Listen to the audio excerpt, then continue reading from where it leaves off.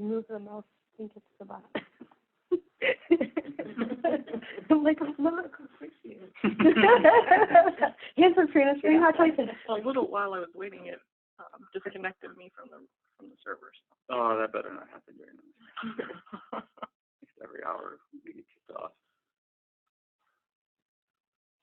And here's the delay. This is where it was when the Java settings weren't right, or it was running slow. I guess I thought the delay was prior. Yeah, I would have thought it was when you were initially trying to pull up Java, the Java. So whatever, this is the, so we That's went usually through what the delay the is. log, and this was the window that it kept failing on every time. Really? Before we corrected the Java I settings. have a delay here Yeah, it's interesting. prior to that.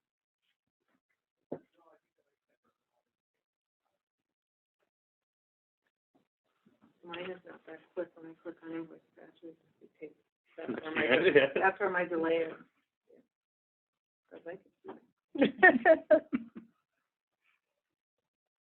Oh, there it goes. So, yep. All the batches, I know Dan probably didn't catch that. All the batches have the same naming convention, so they can tell what the bot did versus what AP did. So it's got RPA and then the date timestamp. What it's doing right now is trying, so it's trying to rematch ones that were already in the queue. So that's what it's doing for the first step. It looked up the invoice number and is trying to go out and match them.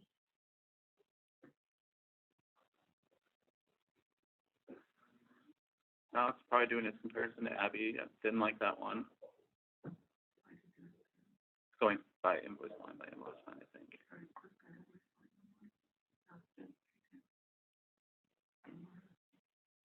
I think it's going. So I think you guys go look at the first invoice line and keep clicking the first invoice line. So there's 4 lines on this So file. it's going the inverse of what you guys do. So it's looking at it like, okay, I'm gonna try. It's taking the order. I mean, yeah. Okay. Can't figure out how to explain it. No, I get it. Did that one match? It did not because there's 4 lines on that file. So Looks like a match. it matched it and then it unmatched it. Because this is why I sent out the instructions for yesterday. There cannot be empty lines on Abby because when there are, it will never match it. Oh, But was when that it one? went back, when it went back to that front screen, there were lines down, like, it wasn't, there was no difference at the top. Before it got out. So maybe it did Before it work. got out of the matching screen. Try to rematch. I don't know which one. It's tied out. It was the one with the extra lines yesterday. Was it? Yeah. So there's always a delay once it goes. Okay, now it's rematching another one. How many were out there for it to retry? Do we know? I thought there wasn't many in this time frame. And So then it will only try the bill of lading or packing slip if that's what we put in Abby. If it's there. if it's there, yeah. If it's Yeah, not if it's not there, it it's doesn't over. even try anything. And just the receipt date So criteria. it puts in a date range based off invoice date all the way to current date for receipts. But one thing, Dan, that you will see out here, there are a lot of POs that are closed. You can't see it because it's not open enough.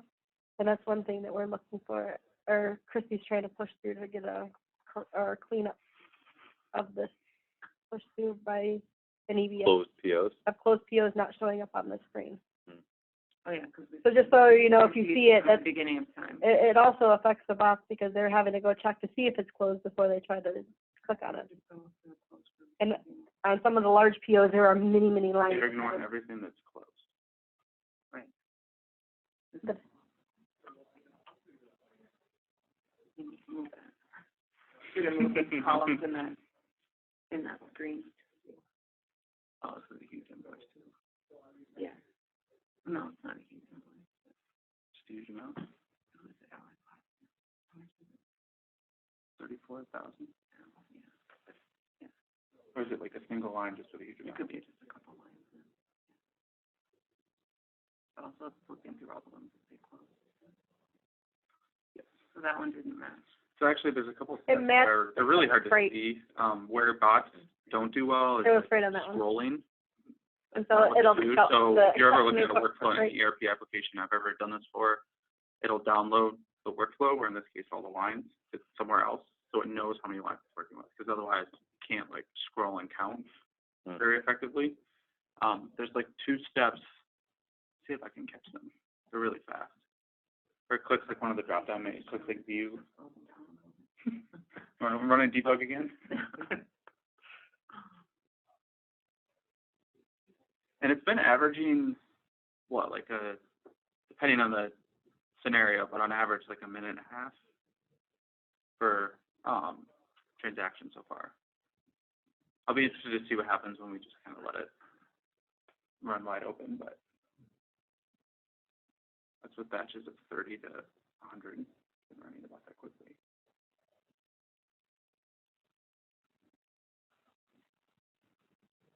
That was where it was downloading it.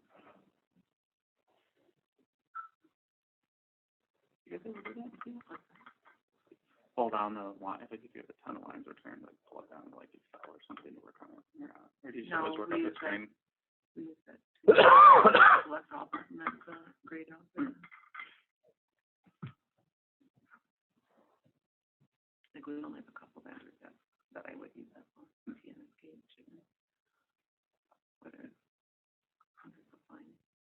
So this one it did not match, it looks like. Other than no receipt. So back to the last one, you said it was the freight delta.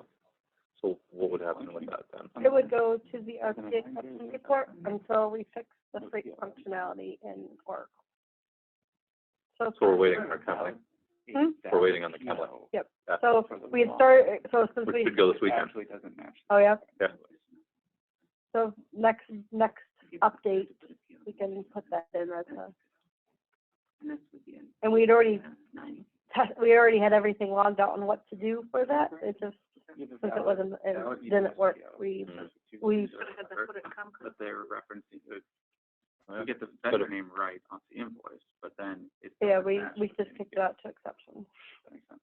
Like it's like Hitachi valid PO on the invoice, valid PO and EBS, but it's not Hitachi and EBS. Yeah, because Hey, we have a match. And of course, some of the reasons why, so you know why that one didn't match? Because it's a production vendor for an SSA, and the part numbers is not doing the same as what's on the invoice. Yeah, what's happening here? That was the attachment. Invoice stuff. Yep. So anytime it creates a header, it puts an attachment. So that would be my only guess, is that that it was trying then to compare the part numbers, and the part numbers in EBS have a : HD or HN after it, so they will never match them. Yeah, so we do let the bot, if we find a quantity match, but not a price match, it looks to see if the item number matches exactly in EBS to the invoice, and if it does, it'll update the price, because that routes for approval in EBS. That's right. Okay. But yeah, that's the situation Julie said. We noticed, we were like, why the heck isn't this one working? And then we saw at the very tail end. But it's that one no difference. And it did not match. Correct.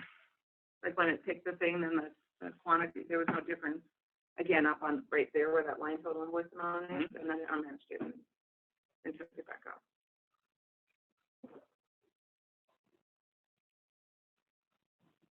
Does it still compare the part number even after it matches it, and the quantity and the price are the same? No.